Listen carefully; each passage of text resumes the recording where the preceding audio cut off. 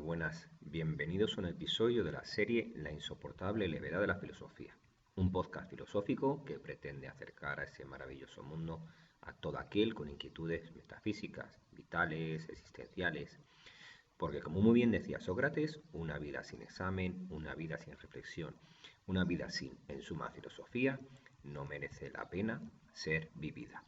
En el capítulo de hoy vamos a continuar exponiendo el pensamiento de todos esos pensadores, ya denominados presocráticos, con los que da comienzo la filosofía y que marcan lo que tradicionalmente se ha conocido como el paso del mito al logos. Y el primero de los autores que vamos a ver es el considerado primer filósofo de la historia, Tales de Mileto, y es el responsable de que en el fondo pues este programa exista. Tales de Mileto surge o nace, mejor dicho, en el siglo VII antes de Cristo y parece ser que fue el primero en escribir en prosa, rompiendo de esta manera pues la forma tradicional del pensamiento mítico. Dijimos que todos estos filósofos presocráticos, estamos con los monistas, con los que sostienen que el arjé del que todo proviene es un único elemento. Dijimos que estos filósofos monistas presocráticos buscan ese principio de todas las cosas. Y para Tales de Mileto, el principio de todas las cosas, el arjé, es el agua, lo cual parece razonable, pues no hace falta ningún experimento científico para ver cómo el agua está presente en todos los estados en la naturaleza, en el estado sólido, en el estado líquido y en el estado gaseoso. Además, es otro hecho evidente que el agua está vinculada a la idea de vida, ¿no? Aquí parece que Tales recoge la importancia del Nilo en la vida de los egipcios. Parece que Tales viajó a Egipto y fue consciente de cómo el Nilo era fundamental en la vida de estos egipcios.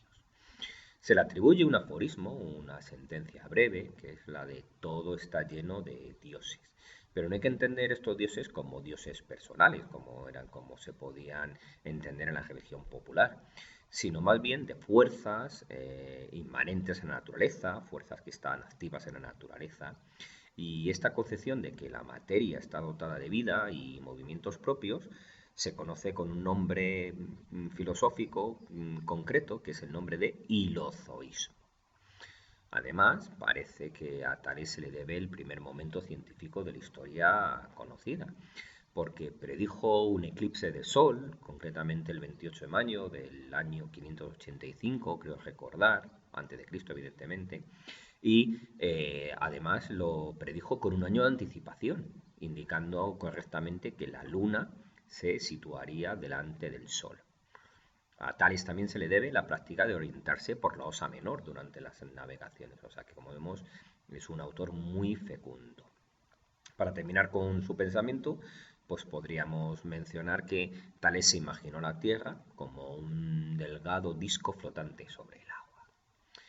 Después de Tales viene otro pensador también de Mileto, formando parte de lo que se denomina la escuela de Mileto, que es Anaximandro de Mileto, también perteneciente al siglo VII antes de Cristo.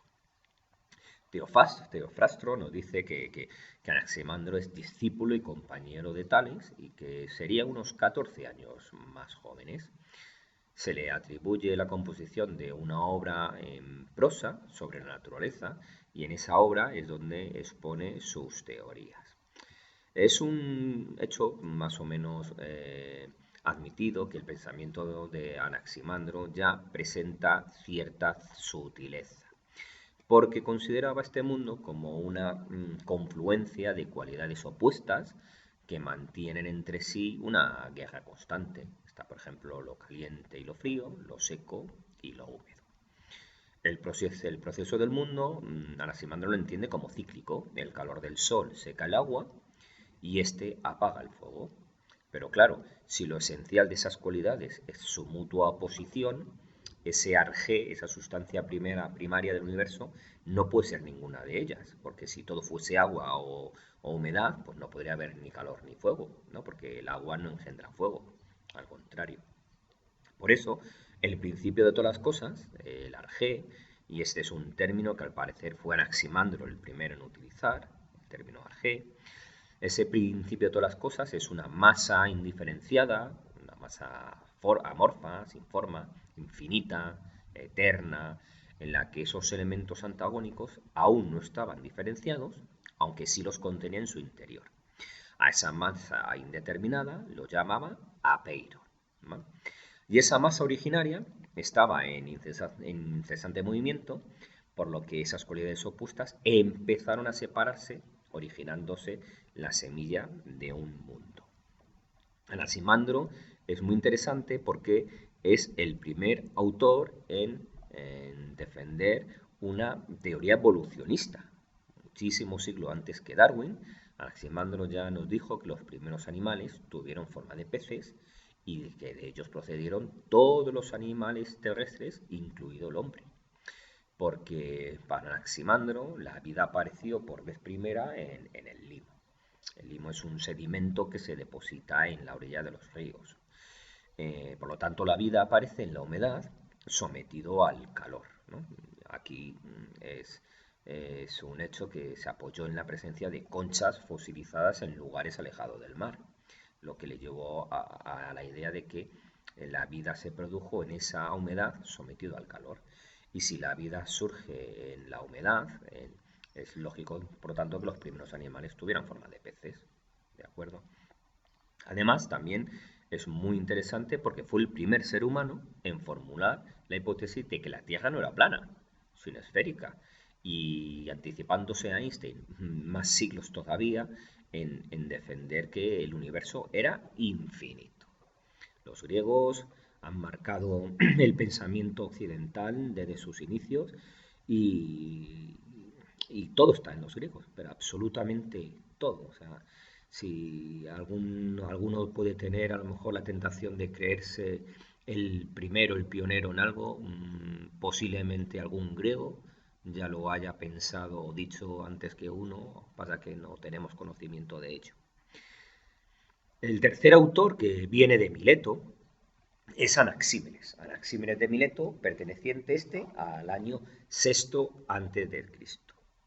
Y escribe un libro sobre la naturaleza también, donde defiende que ese arjé, que es el elemento primario del que todo procede, es el aire. Esto no es muy novedoso porque ya en los poemas homéricos aparece como vinculado a la vida, ¿no? En los poemas homéricos aparece la expresión el aliento vital, por ejemplo. Pero no deja de ser ya un elemento racional frente a los poemas. De esta forma, el aire resultaría ser la fuente de la vida y el origen de todas las cosas, que nacerían por sus condensaciones y rarefacciones. Por condensación del aire se forman las nubes, si las nubes se condensan se forma el agua, la condensación del agua da lugar al hielo, a la tierra, y la condensación de la tierra da lugar a la constitución de las piedras y los minerales. Pero también hay un proceso inverso, ¿no? El proceso inverso es el que representa la rarefacción. Si la piedra pierde condensación, da lugar a la formación de tierra. A su vez, si la tierra pierde condensación, se transforma en agua y siguiendo ese proceso de pérdida de condensación del agua surgirían las nubes, de estas el aire y ya por último, pues la rarefacción del aire produciría el fuego. Fue el primero en dar una explicación científica, no deja de ser curiosa, pero es científica, del arco iris, porque ya no es por causa de Iris, la divina mensajera de los dioses que dejaba esa estela transmitiendo por el cielo, pues eso, los mensajes de los dioses, ¿no? Anaxímenes nos dice que se debía a que los rayos del sol caían sobre una nube espesa que no podía atravesar y de ahí, pues, la formación de ese efecto luminoso. El siguiente autor monista que vamos a ver es Pitágoras de Samos. Este ya no forma parte de la escuela de Mileto. Nos encontramos también en el siglo VI a.C. Y bueno, lo primero que hay que mencionar es que la vida de Pitágoras se encuentra envuelta en leyendas. Al parecer conoció a Anaximandro de Mileto y parece ser que fue el primero en llamarse a sí mismo filósofo. refiriéndose a que se consideraba deseoso de sabiduría más que un sabio, porque un sabio solamente puede serlo Dios. Es un hecho constatado que la tiranía de Polícrates le hizo abandonar su tierra natal, Samos, y se tuvo que trasladar a Italia. Y allí se estableció en una zona, en Crotona. Aquí en Crotona crea una secta filosófico-religiosa que está inspirada en el orfismo. El orfismo es una corriente religiosa de la antigua Grecia relacionada con Orfeo, de allí el nombre, cuyos miembros pues vivían en una comunidad de bienes, participando de un conjunto de creencias, de saberes que permanecían en secreto para los no iniciados, ¿no? Lo que se conoce como una secta. Para los pitagóricos, el motivo para filosofar no fue el mismo que para los anteriores filósofos jónicos, es decir, la mera curiosidad científica. Su objetivo primordial era la purificación del alma, tanto a nivel intelectual como a nivel corporal. Y, como hemos dicho, constituían una hermandad religiosa, una secta, pero no en sentido peyorativo, como hoy en día entendemos, sino en su sentido literal, etimológico. Secta significa sección separada de la sociedad, y ellos se separaban de la sociedad para mantener sus creencias. Pero claro, esta separación de la sociedad hizo que fueran considerados un grupo de privilegiados que importaban creencias místicas extranjeras, que estaban por tanto desnaturalizando lo griego y fueron pues mal vistos. El fundador, Pitágoras, fue canonizado, o al menos fue considerado semidivino, y esto, claro, plantea un problema, porque es difícil desenmarañar la verdadera vida y enseñanzas de ese Pitágoras histórico, porque además era un deber atribuir toda doctrina nueva al fundador, a Pitágoras. Y claro, teniendo en cuenta que la escuela pitagórica tuvo una historia muy larga, que incluye además un renacimiento floreciente en tiempo de los romanos, de Cicerón, ¿no? Pues eso muestra una dificultad para descubrir, pues cuáles fueron realmente las ideas del propio Pitágoras. Por eso lo mejor es hablar de los pitagóricos antes que de Pitágoras, porque puede que eso no defendiera el Pitágoras histórico, sino alguno de sus discípulos y seguidores. Por eso es mejor hablar de los pitagóricos. Los pitagóricos creían que todo el universo era una criatura viviente, ¿vale? El universo es uno, es eterno, es divino, al contrario que los hombres, que somos muchos y mortales. Pero la parte fundamental del hombre, su alma, no es mortal, es inmortal, aunque eso sí, está aprisionada en un cuerpo mortal. Esto es un hecho evidente que va a influir muchísimo en Platón y a través de Platón en el cristianismo, que literalmente lo transcribe a su cuerpo doctrinal. Así pues, el hombre tiene un objetivo en la vida, que es librarse de la corrupción del cuerpo y convirtiéndose en espíritu puro, pues volver a casa, al universo al que pertenece esencialmente. Pero hasta que el espíritu no se purifique por completo, debe pasar por una serie de transmigraciones, cambiando un cuerpo por otro, incluidos cuerpos de animales, es lo que se denomina la teoría de la metempsicosis. Y con esta creencia se relaciona el más importante de los tabúes pitagóricos, que era la abstención de comer carne. Porque claro, la bestia o el pájaro que uno come, pues quizá encierre el alma de un propio antepasado, de un padre, de una madre. ¿Y quién quiere comerse el alma de un padre? Pues evidentemente nadie. Lo más típicamente pitagórico es sin duda su filosofía matemático-metafísica, ¿no? Los pitagóricos buscaban la estructura del cosmos, al que consideraban pues, un todo ordenado, un todo sometido a leyes racionales, y les cautivó la importancia del número, de las proporciones cuantitativas. Sin embargo, lo que parece que le impresionó más que nada fue descubrir que la música se regía por proporciones numéricas, pues los sonidos eran más agudos o más graves, pues dependiendo de la longitud de la cuerda del instrumento. De ahí, por cierto, extrajeron la idea de hipotenusa, que es la cuerda más tensa de una lira. Claro, lo mismo que la armonía musical depende del número, pues los pitagóricos pensaron que la armonía del universo también dependería del número. Y por eso concluyeron que la estructura del cosmos, la estructura del universo, es matemática. Además, esta armonía o correcta proporción entre las partes la veían reflejadas en todos los aspectos de la realidad, ¿no? Pues, por ejemplo, la justicia en el campo de la política o la moral no es sino dar a cada uno la proporción exacta de lo que se merece. Y la salud en el campo de la medicina, pues es una proporción adecuada de los niveles corporales, el no tener muy altos o muy bajos los glóbulos blancos, por ejemplo, ¿no? O la belleza en el campo de la estética, pues resulta también de la adecuada proporción entre las partes, ¿no? Es lo que posteriormente Leonardo buscaría, ¿no? Con su hombre de Vitruvio, por ejemplo. Pero no contentos con recalcar la importancia de los números en el universo, fueron más lejos todavía y declararon que todas las cosas son números. ¿Qué entendían por números?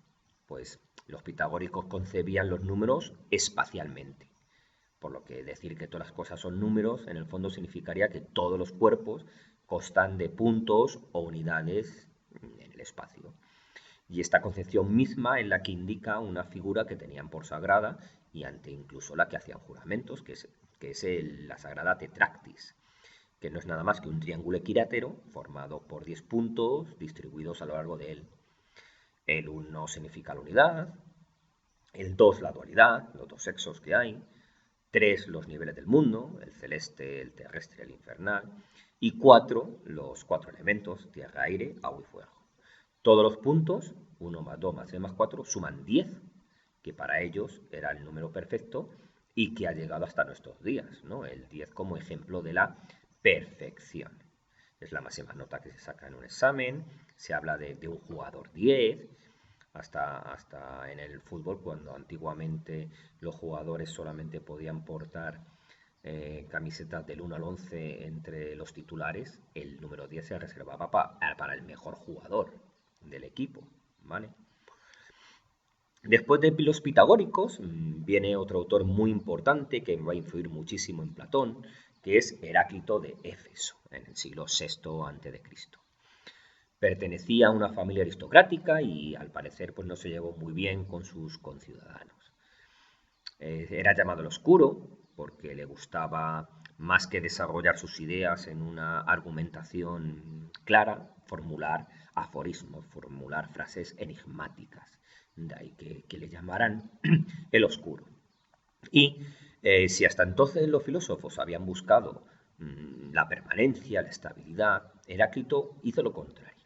Él vio la fugacidad de lo que existe, ¿no? Y concluyó que todo cambia, pantarrei en griego. Nada de cuanto existe es al momento siguiente igual a sí mismo. Y ni en el mundo ni en nosotros hay nada permanente, sino lo que hay es un fluir, fluir, influir, un constante cambio que en filosofía se ejemplifica en el término devenir, ¿no? La existencia como, como la corriente de un río en la que no podemos bañarnos dos veces en las mismas aguas, pues porque la segunda vez ni tú eres el mismo, has cambiado, que no sea perceptible por los ojos todavía, y el río evidentemente lleva aguas distintas, tampoco es el mismo río. La consecuencia de esta tesis es una consecuencia muy trágica, porque claro, si todo está en constante cambio, nuestra razón no puede aprender, captar esa realidad, porque no se puede conocer lo que está constantemente cambiando, porque cuando lo vas a conocer ha cambiado, y cuando vas a conocerlo ha vuelto a cambiar, y así eternamente. Como el filósofo representa la ansia humana por conocer, pues a Heráclito se le suele representar llorando el fracaso de este ser humano al que se le escapa el conocimiento. Todo cambia, nos dice Heráclito, pero ese cambio constante, ese devenir, no es arbitrario, no es caótico. Se realiza de acuerdo con ciertas leyes y proporciones, es decir, hay una razón oculta, un logos, en terminología filosófica, que dirige ese cambio constante. Y ese logos es la lucha de contrarios. La ley de la naturaleza que Heráclito pretende descubrir es que todas las cosas viven en lucha. Absolutamente toda la realidad está atravesada de contradicciones. Está el día y la noche, el nacimiento y la muerte, el alto y el bajo, la salud y la enfermedad, etcétera, etcétera, etcétera. Por eso nos legó esa inmortal frase de la guerra es el padre de todas las cosas. Pero nos falta dar el arjé del que todo proviene, ¿no? Hemos dicho que los presocráticos monistas nos dicen que toda la realidad proviene de un único elemento y no hemos mencionado cuál es ese elemento para Heráclito. Pues aquí también es coherente con su pensamiento, ¿no? Para Heráclito el arjé de donde todo proviene es el agua, el fuego, lo cual es coherente con su pensamiento. ¿Por qué? Pues porque el fuego vive alimentándose de una materia heterogénea a la que consume y transforma en sí. Por lo tanto, ese arjé para Heráclito es el fuego. Tras Heráclito viene un autor, un filósofo que marca un antes y un después en la historia de la filosofía. Ese autor es Parménides de Elea, en el siglo VI a.C. también. Como he dicho, tras Parménides la filosofía griega ya no podía ser lo que había sido. Y ahora veremos por qué. Se le atribuye una única obra, un poema del que solo se conserva el proemio y algunos extractos, y en este poema describe un viaje para encontrar la verdad que no puede ser alcanzada por los mortales y que le revelará una diosa. Esta diosa dice que solo hay dos caminos, el de la verdad, el de lo que es, y el de la opinión de los mortales, de lo que no es. ¿Qué quiere decir la doctrina de Parménides? Pues que algo que parece un trabalenguas, que el ser es y que el no ser, la nada, no es. Pues si existiera, ya sería algo, es decir, ya sería ser. Y las consecuencias de estos son inevitables. Primero, el ser es eterno, porque si algo empieza a ser, o procede del ser o procede del no ser. Si viene del primero, si viene del ser, entonces ya es. Y en ese caso no comienza entonces a ser, porque ya es. Y si viene del segundo no es nada, porque de la nada no puede salir nada.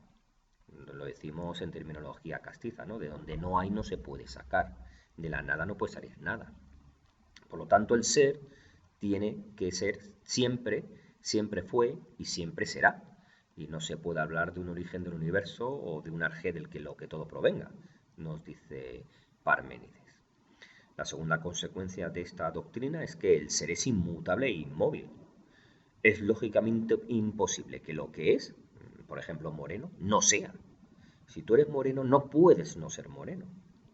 Y también es lógicamente imposible que lo que no es, rubio por ejemplo, sea. Es decir, si tú no eres rubio, no puedes ser rubio. El cambio es, por lo tanto, un fenómeno que aparece a los sentidos, es un fenómeno ilusorio, pero no es real. De esta manera, Parménides es fundamental. ¿Por qué? Porque es el primero en distinguir seriamente entre ser y apariencia. Una cosa es lo que las cosas son y otra cosa es lo que aparentan ser. Y no tiene por qué coincidir. Y además es el que inaugura la desconfianza hacia los sentidos, porque nos conducen hacia una vía de conocimiento falsa, que es la vía de la opinión, del no ser, frente a la vía de la razón, que nos lleva a la vía de la verdad, del ser. Estas teorías parmenideas fueron revolucionarias y dieron lugar a multitud de paradojas, entre las que destaca sin ninguna duda la de un discípulo suyo, Zenón de Elea, ¿no? Eh, y todo esto motivó pues, que el sentido común se revelara. O sea, no puede ser que todo lo que percibimos por los sentidos sea ilusión, sea apariencia. Hay que salvar el mundo de los sentidos, hay que salvar el mundo de las apariencias, ¿no? El movimiento se demuestra andando, ¿no? Se dice, ¿no? Hay que demostrar el cambio que nos ha hecho Parmenides, que es lógicamente imposible. Pues a esa tarea se dedicarán su pensamiento los segundos grupos de presocráticos, que son los llamados pluralistas, y a los que dedicaremos pues el siguiente capítulo de la serie. Y nada más, espero que os haya gustado, que hayáis disfrutado, que hayáis obtenido conocimientos para vuestra vida, porque la filosofía es plenamente útil e insertable en la vida cotidiana Y nada, hasta otra. Venga, un abrazo, hasta luego.